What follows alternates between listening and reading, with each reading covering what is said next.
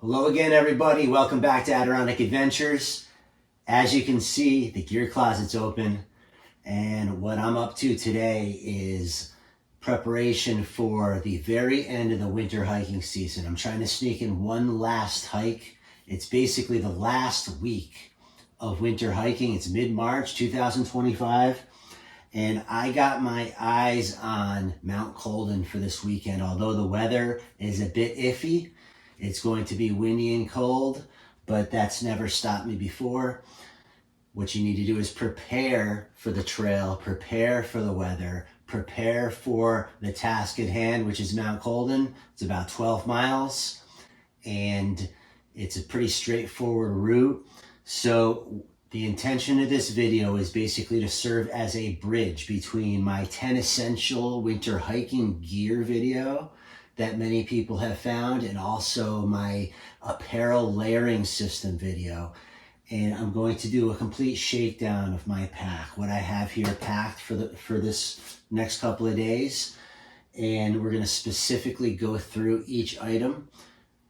We're going to talk about where it's located in my pack, why I'm bringing it. If you've been watching my channel for quite some time, you are well aware that I really enjoy winter hiking, especially in the Adirondack Mountains.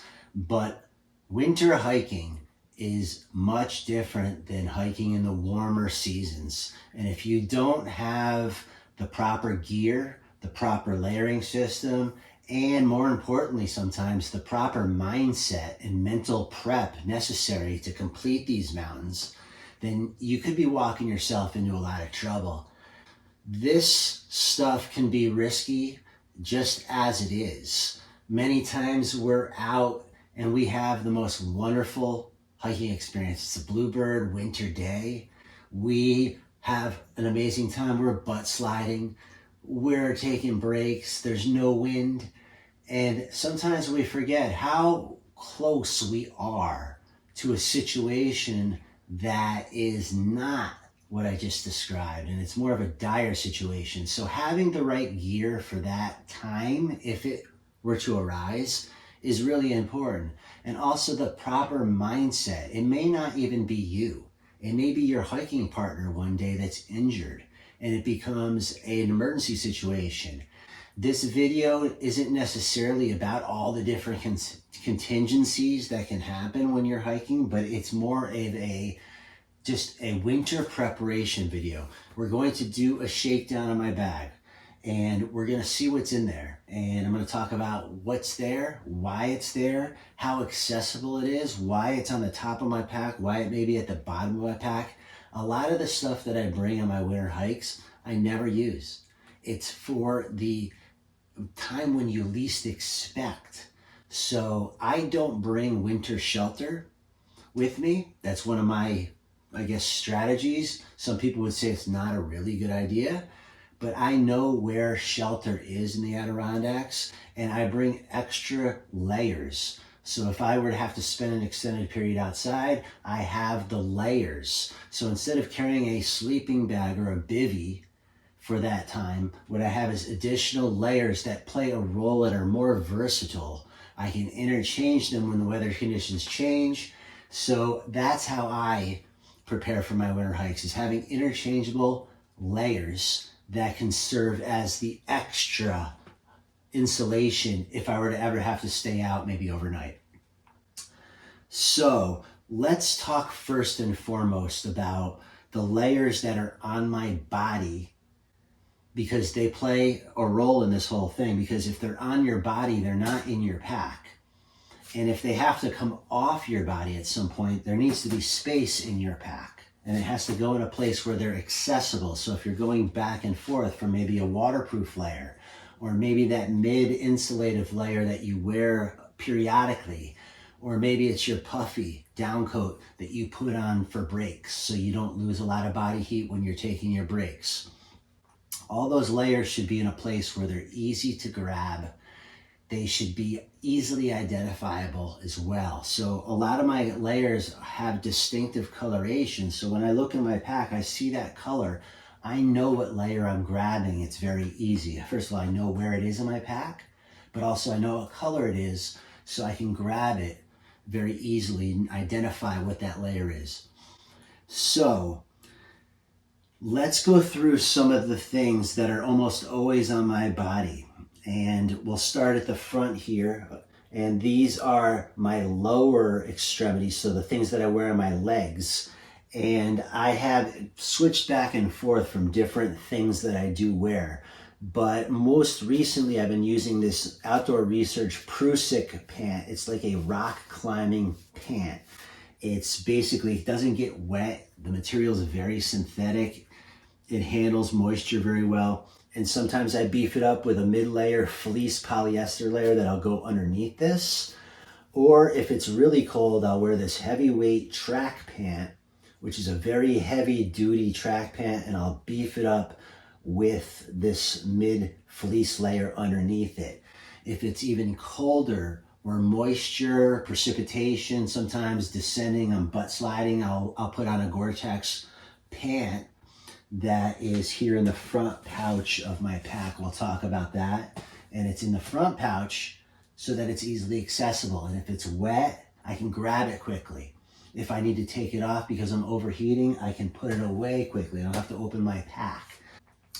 So now that we finished the pant layer, we'll go to the top layer here. And it's from my layers video, I talked about basically, I have a synthetic polyester stretch base layer that's always on my skin because this wicks water very well.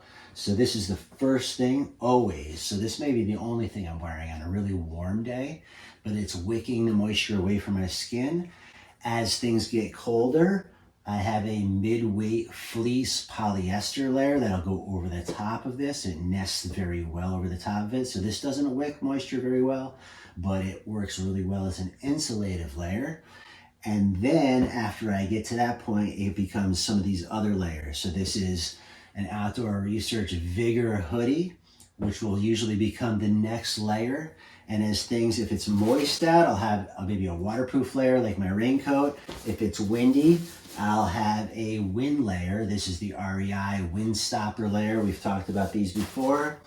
So all these different layers will get changed in and out and mixed and matched according to the exact weather conditions. So, I wear a lot of mechanics gloves. I love these. Your hands stay dry. You don't sweat. And they're really good for getting at your zippers and doing all the things that you necessarily need to do when you're getting in and out of your pack. And then I top it off with a knit cap. So those are the clothes that I have on my body. If it's warmer, some of these things will be going back into my pack. So maybe it's not moist out. I will not have my raincoat. That'll be in my pack. It may be too warm to wear this layer. So I'll start with just my hooded layer here. And it's important here to talk about how I pack my layers too, because this is something that I discovered many years ago, and I can't even remember doing it not like this, but this is such a great way to pack layers, especially if they're hooded. Even if they're not hooded, they work great this way. But basically, let me show you, everything's rolled right into the hood of my layer. It keeps it nice and compact. It's easy to grab. It doesn't get tangled in your pack. But let me just show you. This just unrolls out of the hood. The sleeves are folded in, it's folded again, and then that is rolled up into a ball right into the hood. It's a nice little package. It's a great way to pack your layers. As we unpack this, you'll realize everything in here is wrapped up the exact same way, and it keeps it nice and neat and easy to grab. All right, so now let's take a closer look at my backpack, okay? But first, let's talk about some of these items here that are attached to my backpack. I've mentioned before that my traction device of choice in the Adirondacks are these MSR Evo Ascent. These are really durable. They're a great traction device, and they are attached to the back of my pack. I have a strap that is attached to my pack, and they're basically put on, they fit very nicely on the back of my pack. So if I'm maybe wearing my micro spikes or I'm using my full crampons and I need to carry my snowshoes on my back, this is where they'll go strapped right on my back. On a recent hike, I was in Dick's Range, and as you go over South Dick's, it's very exposed rock outcrops, and traction will come on and off almost all the time throughout the winter. It's a south-facing rock outcrop that's really just warms up comparatively, so there's very little snow. So you go bare boots a lot of times, and having a place to stick your snowshoes is really important. My poles as well is another reason why I choose Osprey packs. I'll show you some of how this stuff's attached. But Osprey packs have a really cool, let's see if I can show you. They have a really cool system for attaching telescopic poles. And they have a strap that's attached to the shoulder strap, and then there's another little strap on the bottom here that grabs more near the snow baskets. And it's just a great place. It'll be right on your side, underneath your arm as you're hiking. So if there's parts of the hike where you just prefer not to be using your poles, Osprey packs have a great feature for that. I also have my headlamps, are very accessible. So in the hip pockets of my pack, I have a headlamp in each of these. I always carry 2 headlamps because when one goes wrong, you have a backup. And I'll tell you, having extra light is never a bad idea. It could be life or death having that extra light sometimes. Also on my pack, I have my Garmin.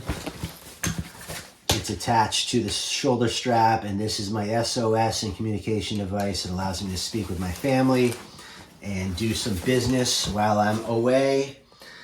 On the outside of my pack as well, I have my Nalgene's. So I always carry at least 2 liters of water with me, and sometimes 3. I always bring my Sawyer Squeeze as well, but it's the water.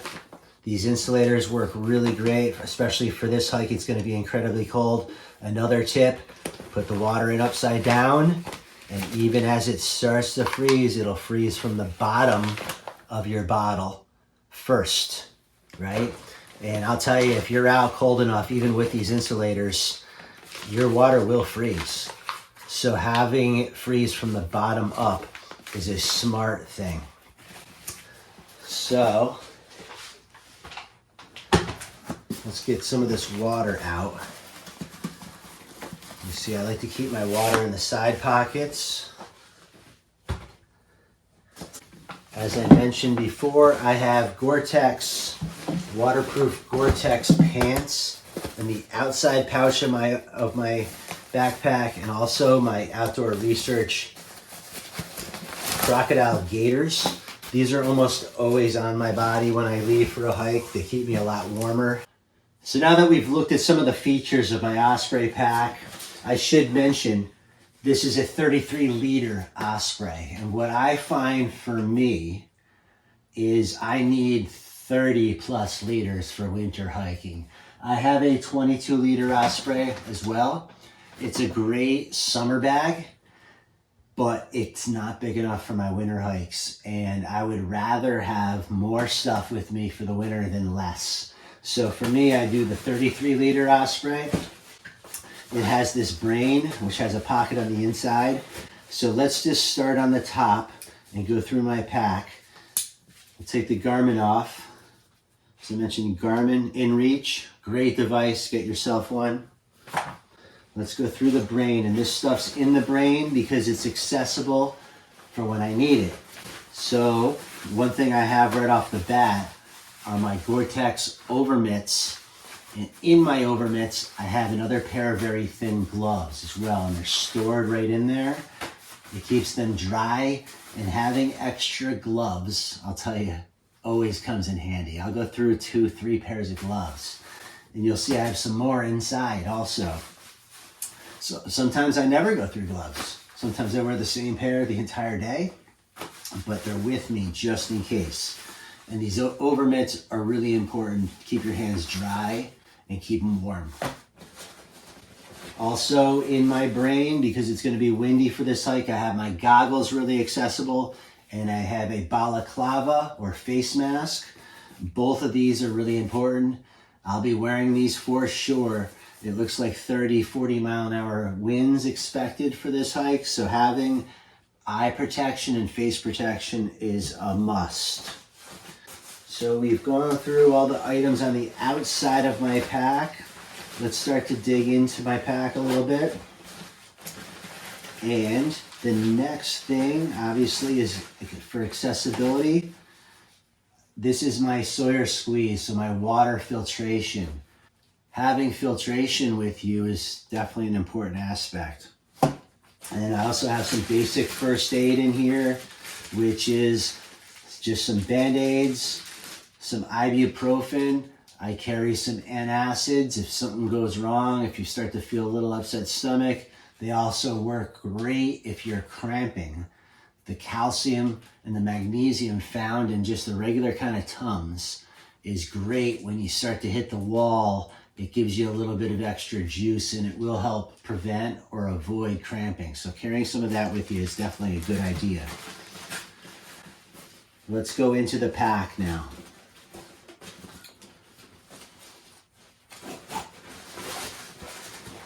Okay, so I haven't packed food, but I have a food bag. So my food will be the top of my pack, so it doesn't get crushed. It's easily accessible. I'll also have some food in my brain, some high calorie, chocolatey kind of food, some gels. Sometimes I bring some mozzarella cheese sticks, and they'll be in pockets on my body, very easily accessible, so that as I start to feel a little low blood sugar as I'm going along, I can easily access it. I don't have to take my pack off, and it allows me to stay fueled as I'm going. So let's go in a little bit here. I have my Hill Sound trail crampons. These are just micro spikes, but these will be very close by, because if I'm not wearing my snowshoes, I'll probably be wearing my spikes. So they're right on the top, easily accessible. I also have my winter ditty bag. I've talked to this before about some of the items that are in my ditty bag, but specifically this time around, I have my multi-tool. I have zip ties.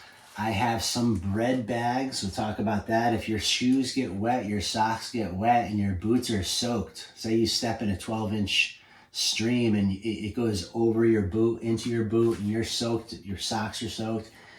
When you change into dry socks and put their dry socks into your wet boot, you got wet socks. So having some bread bags with you, so that when you put dry socks on, you put bread bags over your dry socks and you put that into your wet boot, and the water doesn't permeate from your boot back into your sock because you have that impermeable membrane, the bread bag. I also have some 20-gallon trash bags that sometimes I'll wear over my boots for a stream crossing, and it just allows me to walk through water and gives you that membrane so that water doesn't go into your boot or get you wet. It's just a quick fix. So I have 2 garbage bags that I carry with me. I have a paper map and I have a compass. So having these things, this is my winter ditty bag, a lighter. I have some waterproof matches in here.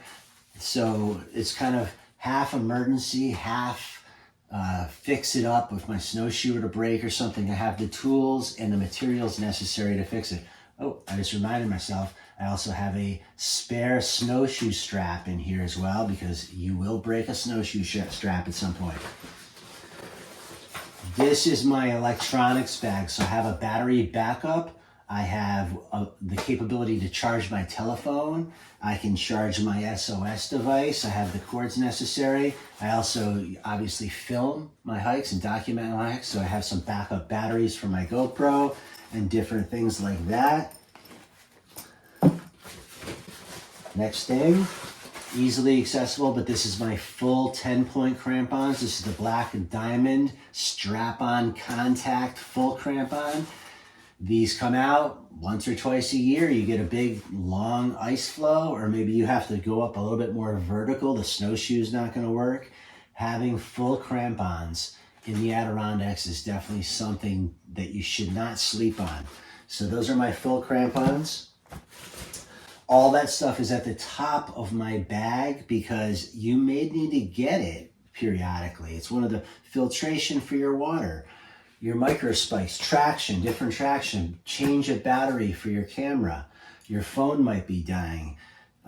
Your food, all that stuff's on the top of your pack because you need to get to it frequently. So then we get to the next layer of my backpack, and this is additional insulative layers. So I'll have my down puffy coat. This is not far from the top, so when I make it to the summit or things get a little cooled off or I'm taking an extended break, I can grab my puffy, and my puffy will keep me from losing lots of body heat. I also carry another layer that's hooded, just another insulative layer if the one I'm wearing happens to get wet, or I need to beef it up with an additional layer that performs in a similar capacity. This is my extra hooded layer. As you can see, it's all wrapped up, nice and neat. It's in a ball. It's easy to grab. Next thing, as we get closer to the bottom, but this is a waterproof bag with a whole change of clothes. So I have clean, dry socks. I have to the skin layer, I have an insulative mid layer. I also have an insulative base layer for my legs. If I were to get completely wet and I needed to start from scratch, basically, I have a whole set of clothes here that's going to stay dry in any weather condition because it's in a dry bag. And the last thing that's on the bottom of my pack, because it's kind of my last ditch coat that I rarely use, but when things are really nasty, this is a waterproof insulated raincoat. I've shown this in my layers video. It has pit zips.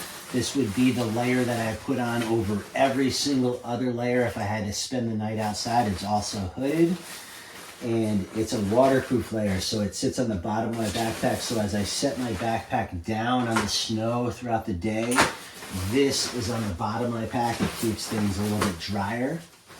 There's no chance that anything can soak through because this layer would kind of protect against that. And that is the contents of my backpack for this upcoming winter hike. So let's just go through some of the specifics of this hike. As I mentioned, I'm planning on doing Mount Colden, and it's going to be 30, 40 mile an hour winds. Wind chills at or near or below zero. This is a 12-mile hike. I plan to go up the Lake Arnold side of Colden because of the wind conditions that are happening. It's going to be a north wind, and I think if I go through the Lake Arnold side, it's going to protect me from the winds for the longest period of time.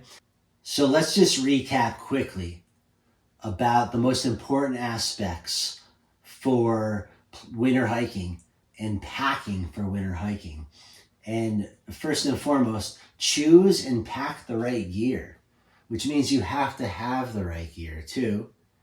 But putting it in your backpack for the hike, sometimes people forget their goggles and then they get on top of a summit and it's incredibly windy and they can't even see anything.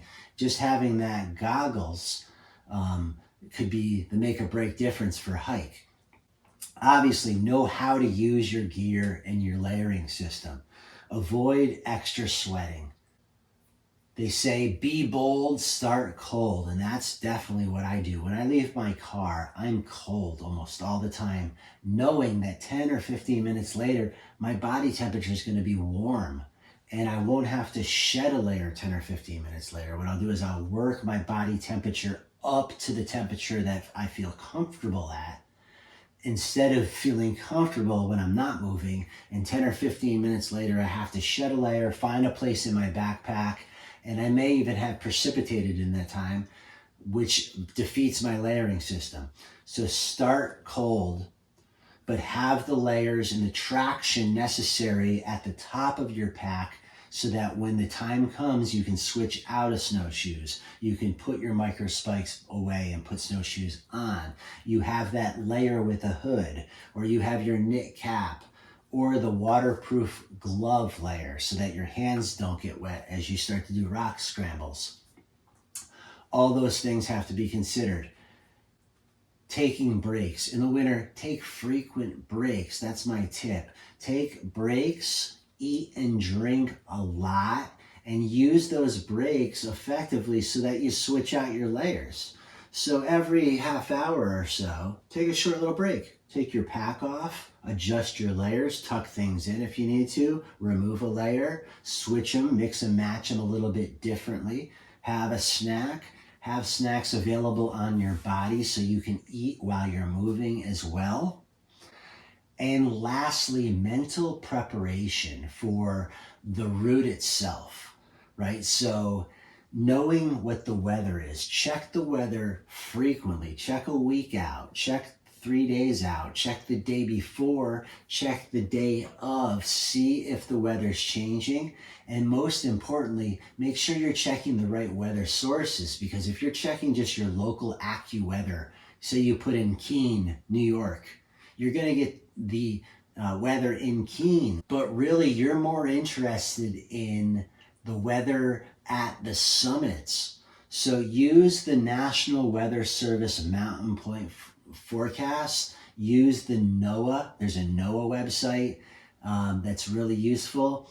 Make sure you're familiar with the route itself. Where is shelter on the route? If you need to hunker down, are there lean-tos on the route? Where can you adapt if weather changes? Or if somebody gets hurt and you need to hunker down, where can you find shelter? Have a backup plan. Be familiar with your route. Be familiar with shelters. Be familiar with the weather.